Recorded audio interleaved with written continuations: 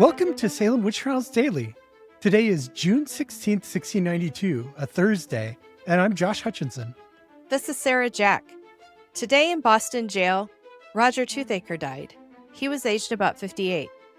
He's the fourth person to die as a result of the Salem Witch Trials, and the third to pass away in jail, after Sarah Osburn and Sarah Good's infant daughter had already succumbed to the deplorable conditions that obviously Roger did too. And Roger was born in about 1634, the son of another Roger Toothaker and Margaret. In 1665, he married Mary Allen, the sister of Martha Allen Carrier. You may know Martha Carrier from Queen in Hell infamy, but she was just an innocent person like her sister Mary and brother-in-law Roger. And Roger and Mary had 3 children. They were named Allen, Martha, and Margaret. Sometimes known as Dr. Toothaker, Roger worked as a folk healer and witch finder. Authorities arrested Roger Toothaker for witchcraft on May 18th when he was accused of afflicting Elizabeth Hubbard, Ann Putnam Jr., Mary Walcott, and other unspecified people in Salem Village. The magistrates transferred him to Boston Jail on May 18th, and he remained there a little under a month to his death. The only testimony that was given against Roger Toothaker was the deposition of Thomas Gage and Elias Pickworth, given May 23rd. Thomas Gage said that in the spring he spoke with Dr. Toothaker about the strange sicknesses of John Marston's child and Philip White's child, who were having unwanted fits.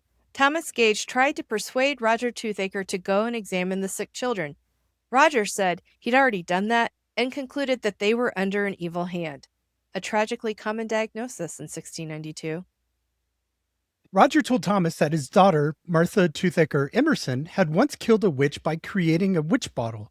She collected the urine of an afflicted woman in an earthen pot and stopped said pot very close and put said pot into an oven and stopped up said oven, and the next morning the witch was dead.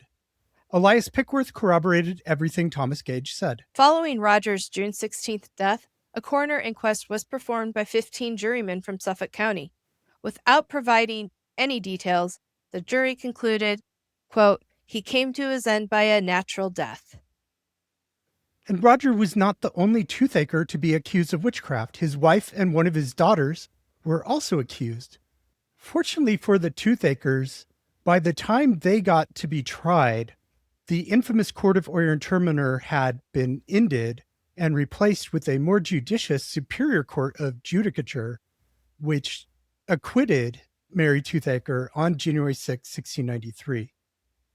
She had confessed on July 30th, 1692 to the Court of Oyer and Terminer, but didn't face a trial under that court. So she was, in fact, found not guilty when the Superior Court of Judicature met January 6, 1693, and didn't allow spectral evidence and some of the other evidence that was used in 1692.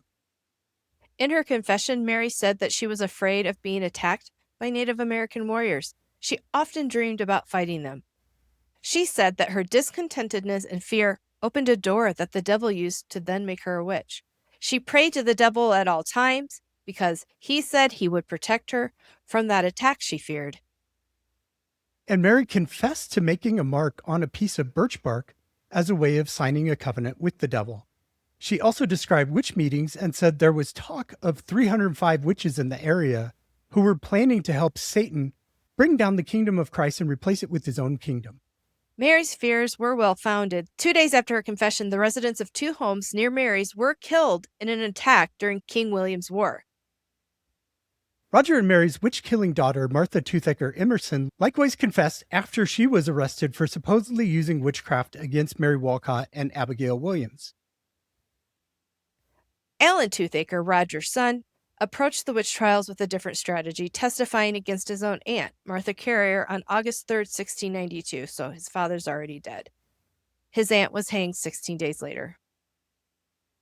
Allen claimed that he had heard Martha Carrier say that Benjamin Abbott would wish he had not meddled with that land so near our house, for she would stick as close to him as the bark to the tree, before 7 years came about, and that Dr. Prescott should never cure him. In March 1692, Allen had a fight with his cousin, Richard Carrier. During the fight, Allen fell flat on his back, When he yielded to Richard, he saw the specter of Martha rise from his chest and vanish. And during King William's War, Alan Toothaker was injured and said that he could run a knitting needle 4 inches deep into the wound. After Martha was arrested, he healed.